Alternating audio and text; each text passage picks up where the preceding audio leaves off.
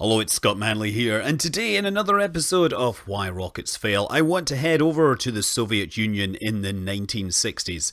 I have not been able to find any actual footage of the rocket or any pictures of the rocket, so instead I have chosen to recreate the scenario using Kerbal Space Program. December 14th, 1966, the Soyuz was prepared for its test mission. The countdown began and the engines ignited. However, not all the engines ignited, so the automatic safety system shut down the engines and a fire suppression system was activated. After the fire had been dealt with, ground crews began to make their way to the pad to inspect the vehicle and try to determine what was wrong and whether they could perhaps fix it and get the launch done. Perhaps all they needed to do was replace the engine igniters, which on the Soyuz were 8-foot-long matchsticks with electrically actuated pyrotechnic devices on the end. These may sound primitive, but they are still used today. The rocket had been safed, systems had been shut down, and the ground crews were beginning to move the access gantry back into place so that they could access the higher parts of the rocket. However, 27 minutes after the failed ignition, the launch escape system mysteriously activated, carrying the Soyuz capsule into the air, and unfortunately starting a fire at the top of the rocket. Understanding that the rocket was still very much fully fueled, and with many of the ground staff remembering the Netherlands disaster, everybody started running for it.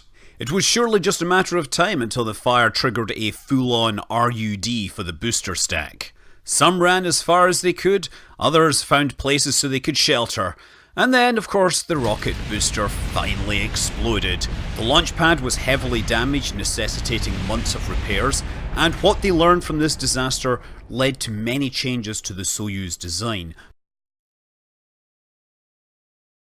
Why did the emergency escape system fire 27 minutes later? During the startup of the rocket, the automatic emergency escape system had been armed, and one of the reasons it would trigger would be if the rocket was felt to be going off course.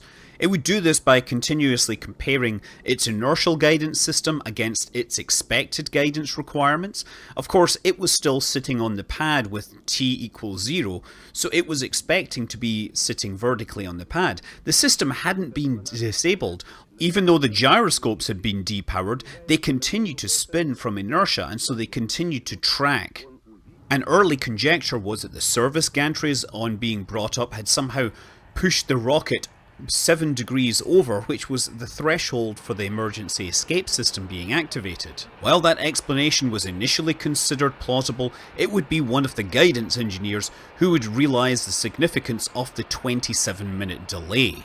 It's easy to forget that the Earth rotates at a rate of 1 degree every 4 minutes, so while that rocket was sitting still on the pad, it was actually technically rotating very slowly, which meant that the gyroscope inside of it was slowly moving further and further away from its initial starting position. And the automatic abort system was taking this signal as a sign that the rocket was going progressively more and more off course.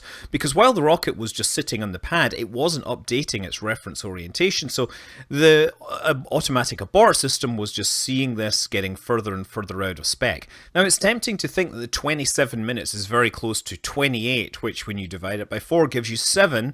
But since the rocket isn't at the equator, the actual angular change is slightly slower than that. So what it was doing was just making it more and more sensitive to the activities of the people working on the rocket, until it got nudged just enough to push it over the limit and the escape system fired.